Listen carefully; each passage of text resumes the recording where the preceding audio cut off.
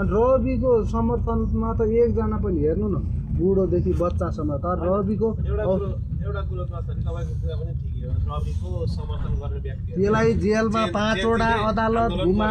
भन्ने तपाईको भने त्यो आन्दोलन होइन आन्दोलनले उग्र रूप लिउनुको अर्थ उग्र ल्याउनुको जस्तै अब नको कारागारमा लगेर उसलाई उयो गर्नु त्यो अब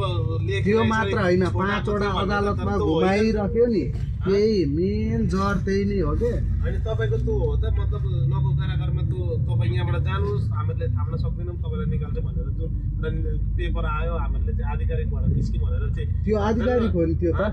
त्यो त आधिकारिक हो कसरी त फेरि तपाई आफै भन्नुहुन्छ आक्रोश चाहिँ अब रवि लामेछानेको फेरि बाहिर समर्थकहरूको आक्रोश भनेको त्यही आक्रोश उहाँपछि चाहिँ के भयो त के भएर त्यो मतलब उसले थाम्न सक्दैन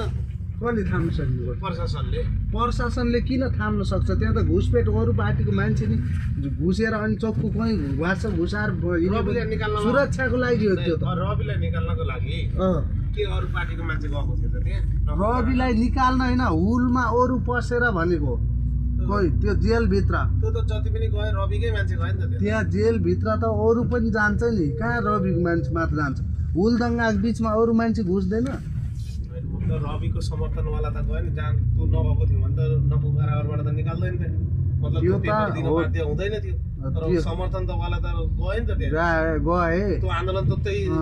जेनजीको सुमन भाइ पनि बोल्नु नि यार